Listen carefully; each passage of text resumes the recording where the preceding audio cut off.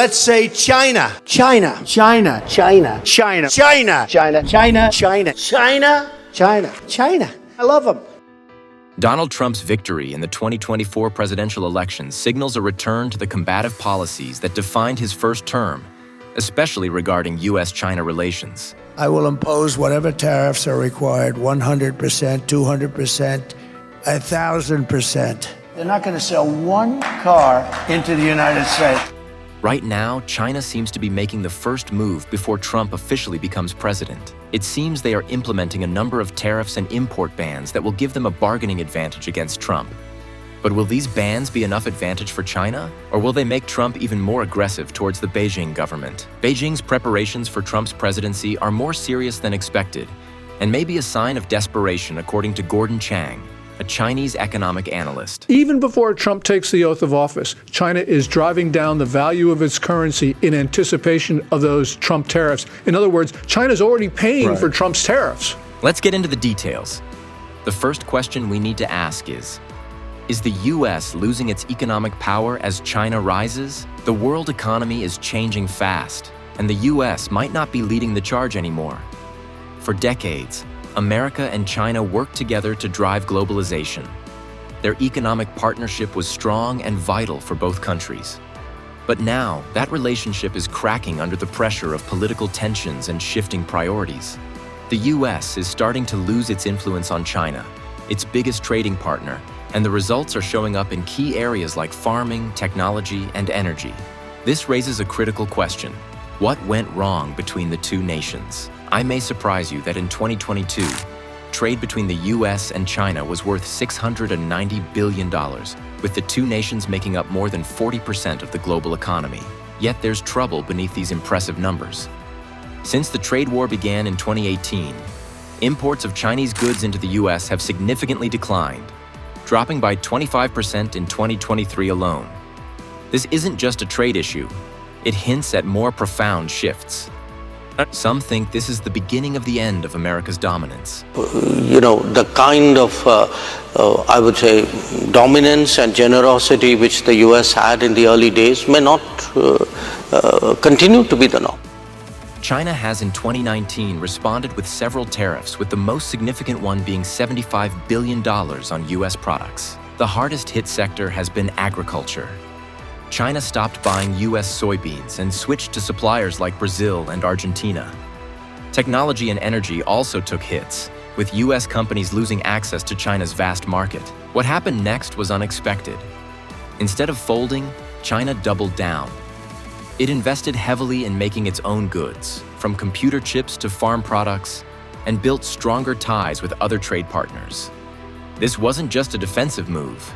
It was a plan to become less dependent on the U.S. and more resilient to future conflicts. Then there is the fact that China's role as a significant holder of the U.S. Treasury bonds should be considered. Historically, China has accumulated large reserves of U.S. debt, partly to stabilize its own currency and economy. This relationship stems from China's consistent trade surpluses with the U.S., which have resulted in substantial dollar inflows that Beijing often reinvests in U.S. securities. This strategy, known as sterilization, aims to prevent inflation within China's domestic economy by absorbing excess foreign exchange reserves. In recent years, however, China has begun divesting from U.S. debt, including a record $53.3 billion sell-off in early 2024, motivated by factors such as currency stabilization and broader de-dollarization efforts. This shift reflects China's attempts to reduce its reliance on dollar-denominated assets. The sale of U.S. Treasuries has raised concerns about potential disruptions in global financial markets. But analysts suggest that the U.S. economy, supported by diverse domestic and international demand for its bonds, remains resilient. Let's go back to how it started. During his initial presidency, Trump launched a trade war with China, imposing tariffs and banning key Chinese tech companies such as Huawei. His campaign for re-election emphasized a continuation and escalation of these policies, with proposals like raising tariffs on Chinese goods to 60% and imposing stricter controls on Chinese investments in the U.S.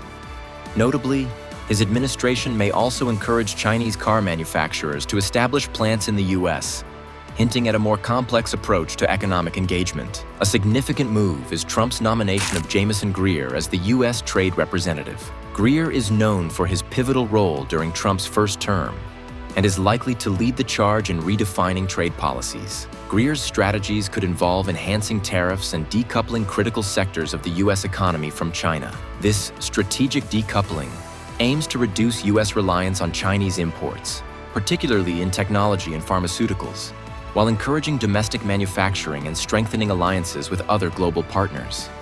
Well, that's the plan, but the current reality is not working for the United States. Trump's policies are likely to worsen tensions with Beijing. China is already bracing for a renewed trade war and has implemented counter-tariffs and restrictions on critical exports like rare earth metals. This defensive posture shows the weakness of U.S. China relations and proves the potential for further economic disruptions. Additionally, Trump's rhetoric and policies could impact global supply chains, increase market volatility, and stoke geopolitical instability, especially in the Asia-Pacific region.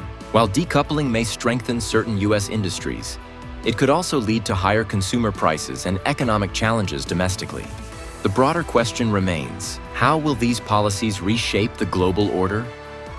American farmers have felt the trade war's impact more than most. Before the tariffs, China bought over 30 million tons of U.S. soybeans annually. Now those purchases have dropped dramatically, with China turning to Brazil. This left U.S. farmers scrambling, many relying on government aid just to stay afloat. While some new markets in Europe and Southeast Asia have helped, they're not nearly big enough to replace China's demand. It's not just soybeans.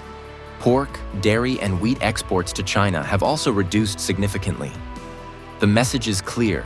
Finding alternatives to China's massive market is very difficult. Many farmers are left wondering, can their businesses survive if this trend continues? Tech companies are also affected.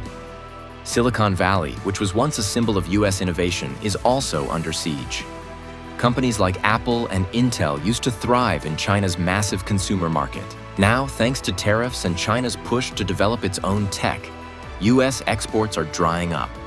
Chinese companies like Huawei and Tencent aren't just competitors. They're taking the lead in cutting-edge fields like 5G and artificial intelligence. It is expected that the 60% tariffs on China will hit Apple even more.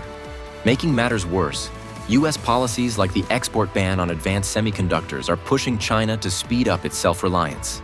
The result? American tech firms are losing access to a key market, potentially giving up not just money but their edge in global influence. Meanwhile, China is catching up really fast. It suggested instead of being 8 or 10 years behind the US, actually China was 4 to 5 years behind the US. The energy sector is another area where the US is losing ground. China used to import large amounts of American liquefied natural gas, LNG. But those purchases have nosedived. Instead, China is making long-term energy deals with Russia and Saudi Arabia, ensuring cheaper and stable supplies. On top of that, China's investment in renewable energy, like solar and wind power, has left the U.S. trailing behind. This shift is alarming. Energy exports have been a critical tool of U.S. global influence.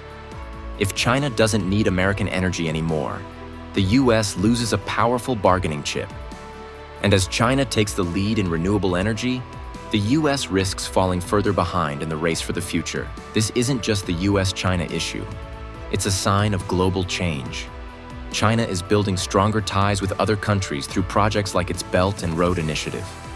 This could leave the U.S. isolated from key markets and diminish its role in shaping global rules. The stakes are enormous. Losing economic influence means losing the ability to lead on the world stage. But it's not all doom and gloom. The U.S. still has strengths, like its innovative companies, financial power, and strong alliances. The real challenge is adapting to this new reality. Will the U.S. find a way to stay competitive, or is it watching its golden era slip away? Donald Trump has revived his controversial tariff strategy, proposing sweeping increases in trade barriers. His latest plan includes a universal tariff of 10 to 25% on all imports, and a specific 60% tariff on goods from China. These measures are expected to generate $1.2 trillion in revenue over a decade, but at significant cost to the U.S. economy. Analysts predict a reduction in GDP and a potential loss of approximately 400,000 jobs. Economists warn that tariffs often lead to higher consumer prices, reduced production, and diminished employment due to retaliatory actions by trade partners and increased costs of goods and materials for domestic producers. The financial burden of these tariffs will likely fall on American households. Past tariffs from 2018 to 2019 raised average annual consumer costs, while certain studies estimate that broader measures like a 20% universal tariff could increase costs by over $2,600 per household. Moreover, sectors reliant on global supply chains, such as manufacturing and agriculture, risk further disruptions from retaliatory tariffs imposed by affected nations. Prominent China analyst Gordon Chang argues that the United States is uniquely positioned to prevail in a prolonged trade war.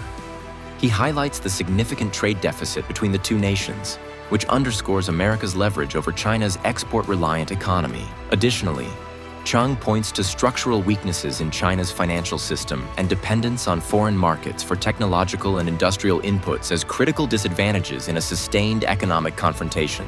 According to Chang, the U.S. has more advantages than most people realize. President Trump comes along at a critical moment for China with those tariffs, basically denying a good portion of the U.S. market to Chinese goods. It means Xi Jinping may not be able to save his regime. Yet, Chang's perspective remains contentious among economists, as the globalized nature of supply chains complicates simple, winner-take-all scenarios. Both nations stand to incur significant losses, with collateral damage spilling into allied economies. The revival of tariff policies under Trump signals a continuation of hardline economic nationalism, reshaping U.S. China relations and potentially influencing global trade norms. While the U.S. may hold an advantage in terms of economic resilience, the path forward involves navigating complex dependencies and ensuring that retaliatory measures do not destabilize the domestic economy. To counteract the economic blow from U.S. tariffs, China employed a strategic devaluation of the yuan. By weakening its currency, China made its exports cheaper on the global market, partially neutralizing the cost impact of U.S. tariffs. However, this approach was not without risks. A devalued yuan increased the cost of imports for Chinese consumers and businesses, stoking inflation domestically. Moreover, it heightened concerns about capital flight, as investors sought to move assets out of China to avoid depreciation losses. Elon Musk has emerged as a crucial figure in the delicate politics of U.S.-China relations. China's strategic engagement with Musk reflects its acknowledgement of his unique influence, not only as the CEO of Tesla, but also as a global tech icon. Tesla's deep-rooted ties to China are exemplified by its gigafactory in Shanghai, which has become a cornerstone of Tesla's global operations, manufacturing a significant portion of its vehicles. The Chinese government has gone to great lengths to facilitate Tesla's success, granting key certifications and approvals, such as unrestricted access for Tesla vehicles in sensitive areas. These moves underscore Beijing's vested interest in maintaining strong economic ties with Tesla, despite growing geopolitical tensions. In a broader context, China's outreach to Musk hints at its efforts to leverage influential American entrepreneurs to temper U.S. policies. By granting Musk access and opportunities, Beijing positions him as a potential conduit to U.S. policymakers, including President Donald Trump, with whom Musk shares a rapport. Such interactions allow China to influence narratives indirectly, particularly on critical issues such as trade disputes and technological competition. Tesla's dependence on the Chinese market, which is integral to its supply chain and revenue, gives Beijing leverage not only over Musk, but also over broader U.S.-China economic engagements.